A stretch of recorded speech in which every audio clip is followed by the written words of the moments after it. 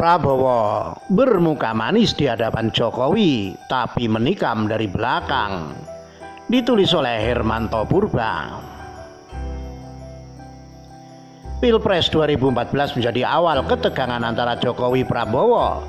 Jokowi yang sebelumnya kurang diperhitungkan itu secara mengejutkan mampu mengalahkan Prabowo di ajang kontestasi 5 tahunan itu. Prabowo yang nampak lebih kekar, tajir, dan lebih terampil berpidato itu ternyata tidak serta-merta mengantarkannya duduk di singgasana RI 1. Prabowo keturunan ningrat sementara Jokowi anak orang miskin.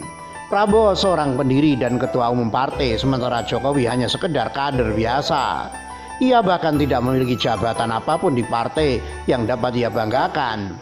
Tapi dengan segala kekurangan dan keterbatasannya ia mampu menumbangkan Prabowo. Mungkin hal itu pula yang membuat Prabowo seakan tidak dapat menerima kekalahannya. Ada orang yang tampilannya deso tapi mampu mengalahkan sosok raksasa yang notabene memiliki segala-galanya. Jika saja yang mengalahkannya SBY misalnya, mungkin ia tak akan segalau sesaat ketika lembaga survei mengumumkan hasil quick count-nya. Namun apa boleh buat, nasi sudah menjadi bubur dan bubur tersebut tidak akan mungkin lagi diubah menjadi nasi. Maka jalan satu-satunya adalah dengan senantiasa memungsuhi sang lawan. Jika Jokowi A, maka Prabowo harus B. Jika Jokowi C, maka Prabowo harus D. Pokoknya mereka tidak boleh ketemu. Dalam hal apapun, mereka harus berbeda. Demikianlah permusuhan Prabowo dengan Jokowi begitu awet sejak Pilpres 2014 yang begitu hiruk itu. Setidaknya hingga Pilpres 2019 yang dipenuhi politisasi SARA itu tidak ada satu hari pun terlewat bagi Prabowo dan segenap kadernya. Sejak 2014 hingga 2019 tanpa mengkritik tajam, melecehkan hingga memfitnah Jokowi dan pemerintahan yang ia pimpin. Semakin Pilpres 2019 mendekat, semakin gencar pula fitnah, hinaan, dan cercaan disampaikan kepada Jokowi. Semakin Pilpres 2019 diambang pintu, semakin masif pula hoaks dan ujaran kebencian disemburkan di ruang-ruang publik oleh simpatisan dan antek-anteknya. Jokowi dihantam dari seluruh sudut. Jokowi disiksa habis oleh seluruh fans berat Prabowo. Tapi lagi-lagi, sekalipun selama 5 tahun terakhir Prabowo menyerang Jokowi tanpa henti, sekalipun seluruh laskarnya menyudutkan Jokowi dengan menyebutnya sebagai seorang penganut paham komunis, sebagai pemimpin anti-Islam dan anti-ulama, serta sebagai antek Barat dan Cina, Prabowo ternyata harus kembali menelan pil pahit untuk kedua kalinya. Strategi politik yang ia mainkan selama ini ternyata tidak sepenuhnya mampu memengaruhi rakyat untuk memilihnya pada Pilpres lalu untuk menjadi pemimpin mereka 5 tahun ke depan. Dan dengan strategi busuk itu pula ia harus kembali bertekuk lutut di hadapan Jokowi. Mimpi Prabowo untuk menjadi orang nomor 1 di negeri ini kembali buyar. Bercermin dari kekalahan keduanya dari Jokowi, Prabowo lantas banting setir mengubah cara bermainnya.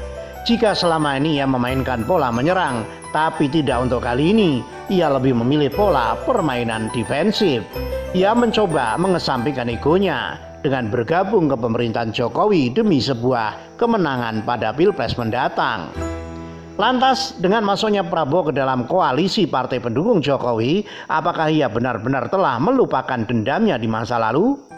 Menurut saya tidak. Dendam politik itu menurut saya masih berapi-api dan bahkan masih berkobar-kobar di dalam hatinya yang terdalam. Hanya saja ia berusaha menyembunyikan kebencian dan kejengkelannya itu. Sebab Prabowo bukanlah seorang politikus berhati merpati. Ia bukan pula pribadi yang tulus dan ikhlas. Ia seorang politikus ambisius. Bahkan demi ambisinya ia rela melakukan apa saja. Karena Prabowo tega menghabisi nyawa para aktivis reformasi tahun 1997 hingga 1998 lalu. Semata-mata demi ambisi besarnya menggantikan posisi Soeharto, mantan mertuanya itu. Ia akhirnya memilih bergabung dengan pemerintah Jokowi karena ia sudah hampir kehabisan cara untuk menggapai keinginannya sebagai pemimpin bangsa ini. Maka satu-satunya upaya untuk mewujudkan adalah dengan mencoba merangkul lawan. Dari dalam ia akan dengan bebas menyusun strategi. Ia akan mendapat bonus pula promosi gratis. Lihatlah, Bagaimana Daniel Anzar Simanjuntak, juru bicara Prabowo pada masa kampanye Pilpres lalu, ia angkat menjadi staf sus bidang komunikasi publik dan hubungan antar lembaga. Ia juga mengangkat dua sahabat karibnya, Safri Samsudin dan Suryo Prabowo, yang pada Pilpres 2019 lalu begitu getol mendukung pencapresannya sebagai penasehatnya. Untuk apa hal itu ia lakukan? Agar ia dengan mudah mematangkan rencana perang pada Pilpres mendatang. Sebab selama menjabat sebagai menteri, apa yang sesungguhnya telah dikerjakan Prabowo? Tidak ada. Ia hanya sibuk berkunjung ke sejumlah negara, yang jumlah kunjungannya bahkan melebihi jumlah kunjungan luar negeri Wapres Ma'ruf Amin, yang konon ia sebut demi kepentingan alutsista. Bukankah Jokowi pernah berujar bahwa kunjungan ke luar negeri harus dikurangi oleh para pejabat di negeri ini? Sebab perkembangan teknologi dan informasi di negara tetangga sesungguhnya telah bisa kita ketahui lewat smartphone. Lalu kenapa Prabowo mendapat keistimewaan? Saya curiga hal itu ia lakukan tidak sepenuhnya atas perintah presiden.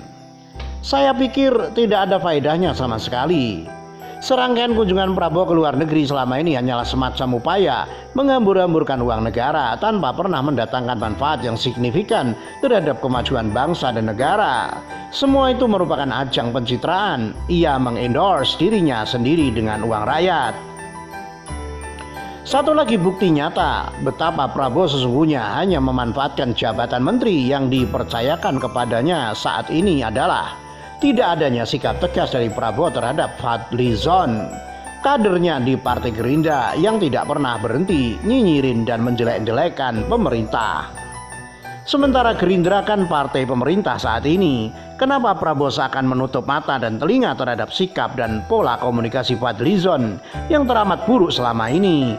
Sebab jika Fadlizon mengkritik pemerintah, bukankah hal itu sesungguhnya telah mengkritik Prabowo juga? Tapi yang terlihat adalah pemerintah dan Prabowo seolah-olah merupakan dua hal yang berbeda di mata Fadlizon. Saya melihat sikap Fadlizon selama ini nampaknya telah diatur sedemikian rupa. Ia sepertinya ditempatkan sebagai pengganggu pemerintah, sebab sangat tidak mungkin rasanya Fadlizon bersikap seperti itu tanpa seizin Prabowo. Jadi hal itu kelihatannya sebuah kesenjangan. Ada kader bidang koalisi, ada pula yang membidangi oposisi. Hingga suatu saat nanti jika seluruh persiapan telah benar-benar matang, maka Prabowo akan segera keluar menghabisi Jokowi. Ia yang selama ini bermuka manis di hadapan Jokowi akan berbalik menyerang, menikam Jokowi dari belakang. Hingga ia tak berdaya, maka dengan mudah ia akan mampu memenangi laga pada Pilpres 2024 mendatang. Ditulis oleh Hermanto Purba, dilansir dari